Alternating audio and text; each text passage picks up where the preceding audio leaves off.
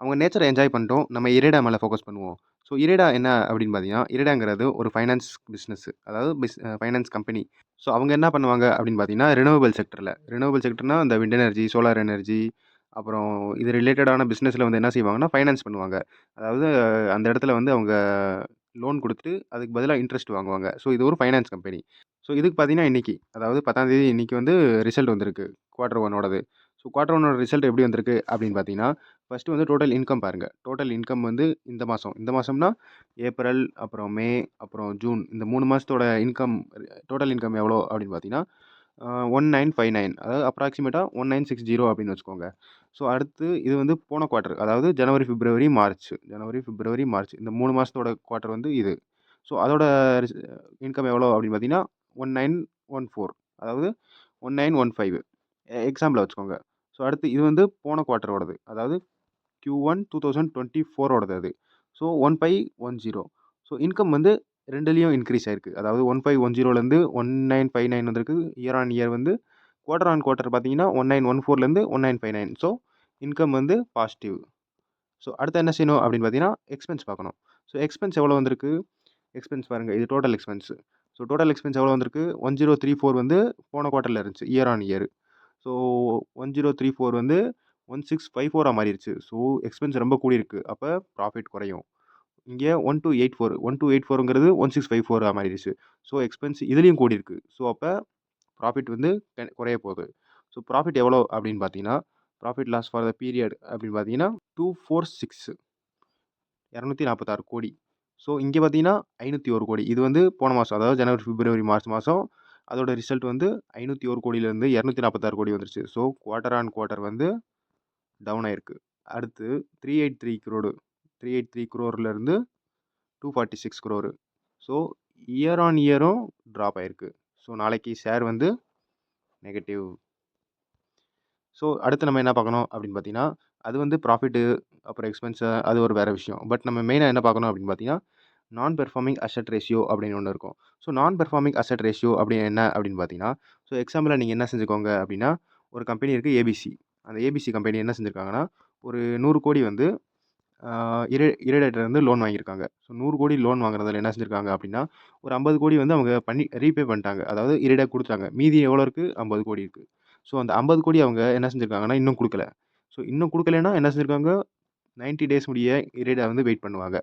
90 plus days ஆயிருச்சு. இன்னும் அவங்க எதுவுமே அதாவது இன்ட்ரெஸ்ட் குடுக்கல.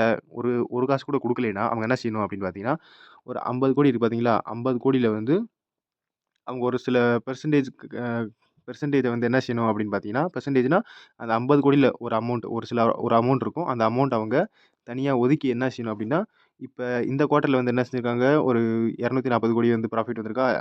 அந்த 240 கோடியில வந்து அவங்க என்ன செய்யணும் அப்படின்னா, ஒரு குறிப்பிட்ட அமௌண்ட் எக்ஸாம்பிளா ஒரு 30 கோடின்னு வச்சுக்கோங்க. அந்த 30 கோடிய வந்து அவங்க இதுலருந்து குறைச்சிடணும். ப்ராஃபிட்லேருந்து குறைச்சிட்டு, இதான் நெட் ப்ராஃபிட் அப்படின்னு போடணும். எவ்வளோ வரும்? 210 கோடி. இதுதான் அவங்க ப்ராஃபிட். இதுதான் அவங்க வந்து மென்ஷன் பண்ணணும். ஸோ இந்த 30 கோடிய வந்து இவங்க மைனஸ் பண்ணணும். மீதி 20 கோடி இருக்கும்.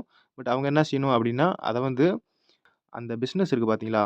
அந்த பிசினஸ வந்து அவங்க ஓவர்டேக் பண்ணி, அத வித்துட்டு அவங்க காசு எடுக்கணும் அப்டின்னு பார்ப்பாங்க.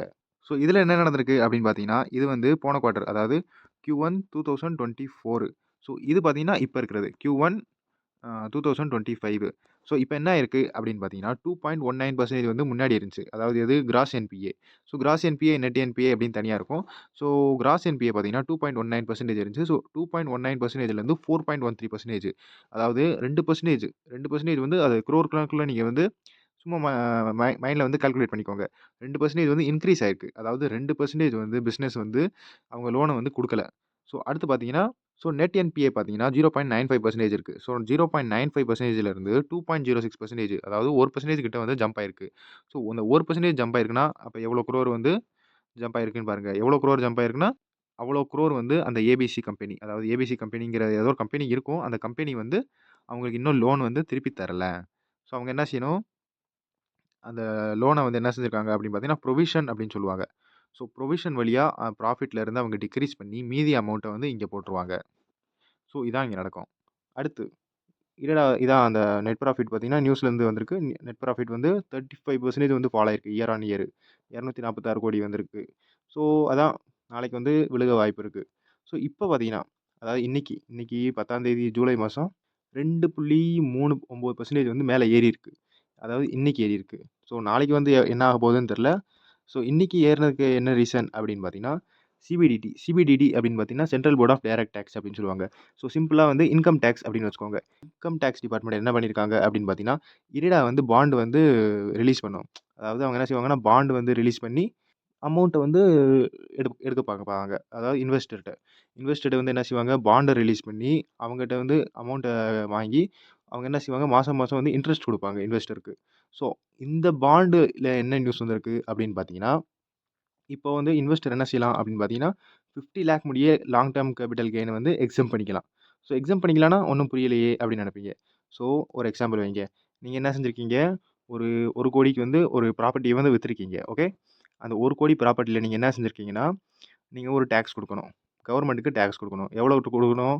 லாங் டெர்ம் கேபிட்டல் கெயினுக்கு வழியா நீங்க ஒரு பெர்சன்டேஜ் இருக்கும். அந்த பெர்சன்டேஜ் வழியா நீங்க டாக்ஸ் குடுக்கணும். எக்ஸாம்பிளா நீங்க ஒரு 30,00,000 குடுக்கணும் அப்படின்னு வைங்க. 30,00,000 இருக்காது. பட் எக்ஸாம்பிளா சொல்றேன்.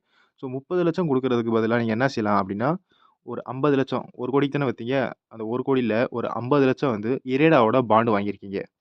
IREDAவோட பாண்ட் வாங்கிட்டீங்கன்னா, நீங்க அந்த கேபிட்டல் கெயின் டாக்ஸ் அதாவது டாக்ஸ் வந்து நீங்க கட்ட தேவையில்ல.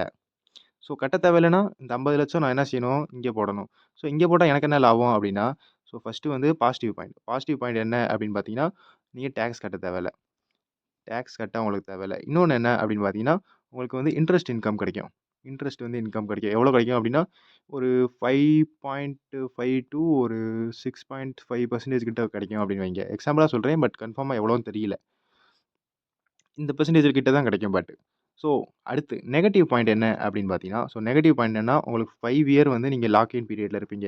50,00,000த்துக்கு அந்த 50,00,000 நீங்க 5 இயர்க்கு லாக் பண்ணி வைக்கணும். உங்களால அத எடுக்க முடியாது. 5 இயர் கழிச்சு தான் எடுக்க முடியும். ஸோ 5 இயர் கழிச்சு நீங்க அத எடுத்தீங்கன்னா, அது வந்து டாக்ஸ் ஃப்ரீயா இருக்கும். நீங்க டாக்ஸ் கட்ட தேவையில்ல. ஸோ 5 இயர் லாக் பண்ணா தான் அந்த டாக்ஸ வந்து உங்களுக்கு சேவ் பண்ண முடியும். ஸோ இந்த வீடியோல அவ்வளோதான். IREDA பத்தி தெரிஞ்சிருப்பீங்கன்னு நெனைக்கிறேன். மத்தபடி அடுத்த வீடியோல பார்ப்போம். நான் தான் ஸ்டாக்கர். Good bye. வீடியோ பிடிச்சிருந்தா லைக் பண்ணுங்க. டவுட் எதுவும் இருந்தா கமெண்ட் பண்ணுங்க. ஃப்ரெண்ட்ஸ்க்கு ஷேர் பண்ண மறந்துடாதீங்க. அப்புறம் இதே மாரி குவார்டர் 1 ரிசல்ட்டோட அப்டேட் தெரிஞ்சுக்கணும்னா சப்ஸ்கிரைப் பண்ணிக்கோங்க.